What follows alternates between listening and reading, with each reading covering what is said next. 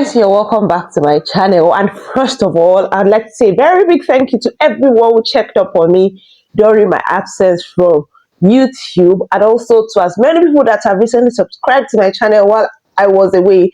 You have become family. Thank you so much for subscribing. And again, my name is Ms. Bimbo. I'm a Nigerian trained pharmacist who currently moved to the United Kingdom as a healthcare assistant. And in this video, I'm going to be giving you all the necessary updates that you need to know about working in the United Kingdom as a care assistant. So there are several things that are fast changing, but the first and the most recent one is that the United Kingdom has already added more occupations to the shortage occupation list, and that's, it calls for celebration.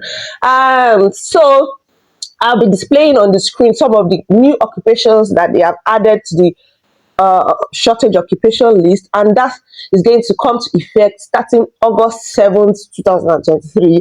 Today is August 3, so in 4 days this is going to take effect. So employers in the United Kingdom are going to be recruiting these artisans, these people in this occupation, to move to the United Kingdom. They'll be able to offer certificate of sponsorship, just the way they started that of healthcare assistants. That's about that. So a lot of things have been changing, like I earlier said, especially at the point of entry. I just think that after all the pressure on students coming to study in the United Kingdom, the next set of targets for the government are the carers. Even though the care is in the shortage occupation list, so many people are taking advantage of many people outside the United Kingdom just to siphon them, just to extort them. And this is something that the government is not happy about, even though they still need more carers from anywhere possible at all. They also want to curb this exploitation, and I think that is why at the point of entry a lot of things are happening.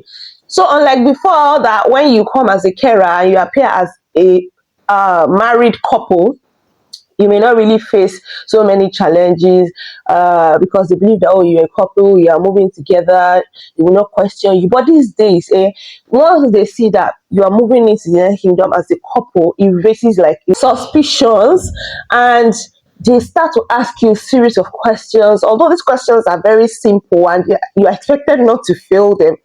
But if you're very anxious and you don't comport yourself enough, you can miss some of these questions.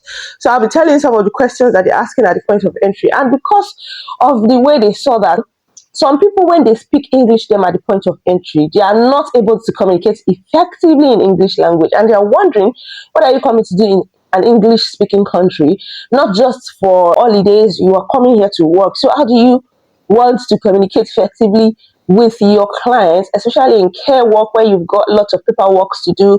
You have to keep communicating with your clients, and you cannot communicate effectively in English language. So it raises some suspicion. As a result of that, a lot of things are happening in-house in many care companies, especially those that are owned by immigrants. Another thing is that the UK government want to be very sure that those people that are coming in to work as care assistants are truly people who are experienced. And this cannot be overemphasized, that you need to gain some experience, even if it means that you need to go and volunteer somewhere.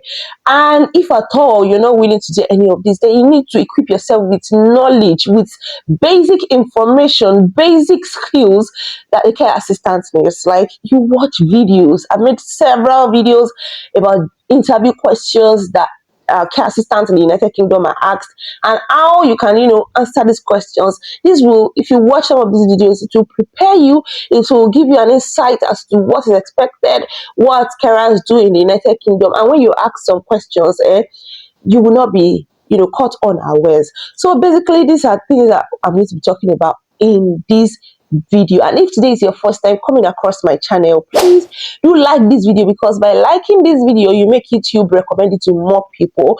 And don't just subscribe to this channel and share this video, because it's going to help many people out there. So a lot of people have actually claimed to be married moving to the United Kingdom, and the government has discovered that a lot of people are not truly married, like they are just merging, not married.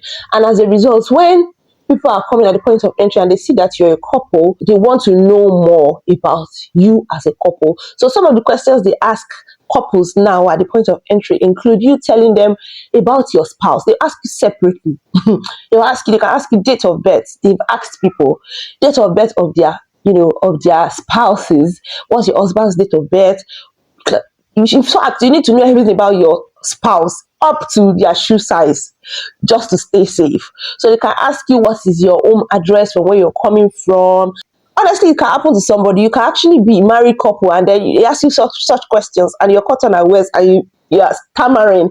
And when they see that you're not comporting yourself well or you're not that confident, they might think otherwise. So another thing that you need to know is that you must have basic knowledge about the company that has recruited you. Because I'm wondering, if you have not been truly recruited, how can you be at the point of entry and they're asking you what's the name of your company and you do not know it? Even if you have used what you have to get what you want, you should at least, I think, you should at least do yourself the favor of, mastering the name of the company you're coming to work with and the owner of the company. So these are basic information about your company that you need to know. What role have they employed you to come and work as in the United Kingdom? What's the address? Where are you going exactly? You should know where you are landing. You should not be clueless as about where you're going to stay on arrival. Even if it means you get an address of a friend or of a colleague that you're going to stay with on landing, you should have an address of where you are going. So this is another thing that is very important if you're coming to work as a care assistant in the United Kingdom, so that you won't be denied entry into the UK. Very important information that you also need to know is the application process. Like, I have heard somebody that the person is already in the United Kingdom working as a care assistant, and the person was stopped on the road. The person was driving and the police stopped the person, and the police were asking, what are you doing in the UK? As per, you're not of the same color with us, so what are you doing? The person says, okay, I'm working as a carer. And they question the person further, how did you get this job? Like, just randomly on the street. And they have, how did you get this employment? Like, of course, I applied online. They got back to me, sent me a mail to tell me that I was successful after some time, and they arranged an online interview, like a virtual interview. I did the interview, and I was successful. I was just one of the lucky ones, and I was given sponsorship to come over to work. If you are not actually prepared, or if you haven't done some of these things, it might just be, they can catch you off guard, and then you begin to stammer. Well, once they see that you're not confident, it can begin to raise further, investigations. So you are supposed to know what process you underwent before you were successful to travel to the United Kingdom to come and resume work. So because they've met some carers that are coming to the UK to work that were unable to communicate with some of these officials, immigration officials, at the point of entry, it began to raise some suspicion. And coupled with the fact that some of the care users are already complaining that some of the carers that are coming to work cannot speak English, like they do not understand their clients, neither do their clients understand them. There's some kind of language barrier.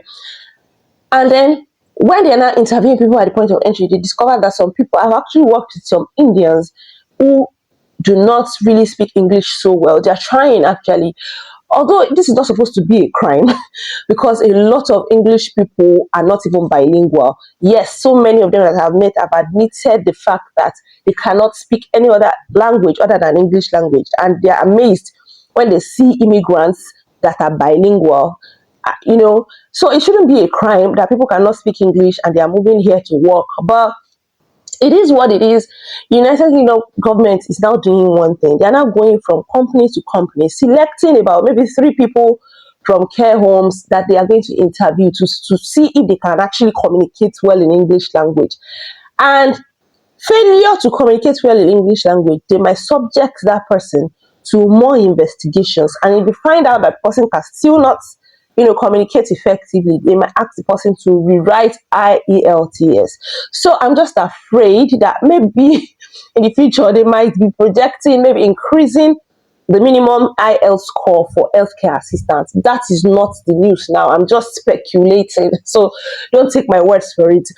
So guys, this is another thing that has made them to start investigating the more. Like, why are you employing people who cannot speak English? Is it even supposed to be an issue? I don't think it's supposed to be an issue, as long as you're a fast learner or something, or you arrive here and you're trained. I don't know. I don't even know what to say. Also, you are expected to have experience as a care assistant from where you're coming from, and to have basic knowledge of what skills are required of a care assistant. And honestly, some people, I don't know how you do it. You're coming to work as a care assistant, you do not have any information about how a care assistant in the United Kingdom works, what are the basic things you need to know and to learn.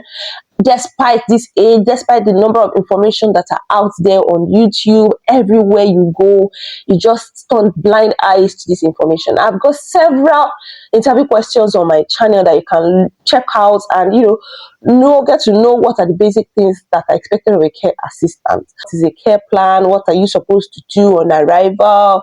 What would you expect? What do you expect? What do you do? What are the skill sets you're required to have? You're supposed to be compassionate, you're supposed to be caring, you're supposed to be patient, you're supposed to have excellent communication skills, you're supposed to be able to, to be friendly, you're supposed to be able to understand both verbal and non-verbal, communications, all these things. So this is really not an excuse. Ignorance is not an excuse. Also, they might want to know a little about what your experience is from where you are coming from. What company did you work with? I'm surprised. Haven't you written a CV?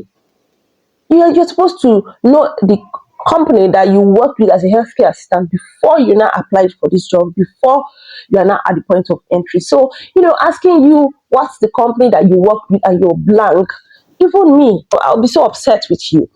So these are some of the things you need to know. What experience do you have? How long do you work with them? You should be, even if they wake you up from sleep, you should be able to say some of these things. Oh, guys, these are all the information I have at hand currently that I decided to come and share with you. And thank you so much if you have watched up to this point. I really appreciate you, and I hope to see you in my next video.